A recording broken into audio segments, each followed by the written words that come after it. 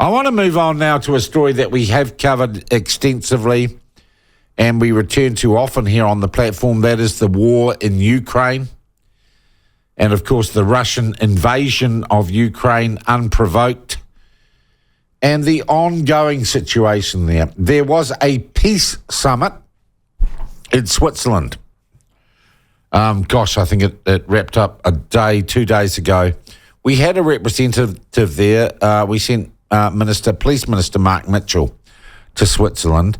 And actually he did meet Zelensky, and Zelensky gave a little message via a television camera back to New Zealand. But what happened at that summit, and is there any prospect for an end to the tragic conflict that is happening in Ukraine, a conflict which has raised tensions and really destabilised Eastern Europe, in fact, all of Europe and that part of the world? I presume he's back in New Zealand, but we're joined by Minister Mark Mitchell now. Minister, good morning to you. Good morning, Sean. All right, what happened at this peace summit? And I do note the Chinese weren't there, but a lot of countries were. What was the purpose of the get-together? Yeah, so there were 101 countries represented there, over 50 prime ministers and presidents. So it was a substantive gathering at the summit. Obviously, the purpose of it was a peace summit to talk around next steps for a peaceful negotiation between Ukraine and Russia to stop the current conflict inside Ukraine, which of course Russia is the aggressor and needs to leave. So that was the purpose of the summit. Obviously, the chance to show for all those countries to show solidarity and support for President Zelensky and the people of the Ukraine. And there were three breakout sessions. One was around food security. One was around the return of prisoners of war, and in particular the 20,000 Ukrainian children that the Russians have taken back across the border.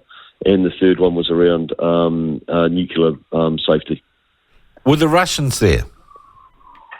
No, the Russians weren't there. But I think that it's very hard for Putin, Moscow and the Russians to ignore the fact that you had 101 countries come together at that summit in Bergenstock in Switzerland. There are also indications, I understand, that the Russians now are looking not for victory but for an exit strategy from this conflict. Well, Putin put forward his own, and as a sign of the fact that he was watching very closely to see who turned up at Bergenstock, he put forward his own supposed peace plan, but effectively what it was a surrender of Ukraine. And of course, the narrative up there, everyone was very clear that was not going to happen.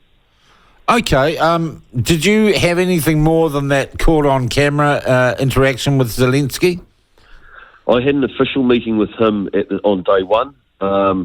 I had a good chat with him at the leaders only dinner that night, and that was just that was a pure fluke. Quite simply, News Hub had sent Lizette. The News Hub had come out from London, and I'd agreed to do a 2-camera interview. That was the second one. I'd done one for them on the first day as well. And as we were setting up, the president was coming down, and we sort of spotted each other and went over. So it was very impromptu. But I thought it was a very nice touch the way he turned to the camera and he thanked our country for the support that he's getting, and he does feel that very personally that we are there and we are supporting them. And by the way, Sean, it's substantive support. We've got our outstanding New Zealand Defence Force personnel up in Europe training Ukrainian Defence Forces, and we've just made a commitment to provide specialist capability around the removal of explosive ordnance in the Black Sea corridor that the Ukrainians have been able to open. All right, so we're going to do what, mine clearing or ordnance clearing? We're going to train them. We won't physically do the mine clearing ourselves, but we're going to train the Ukrainians on how to do that.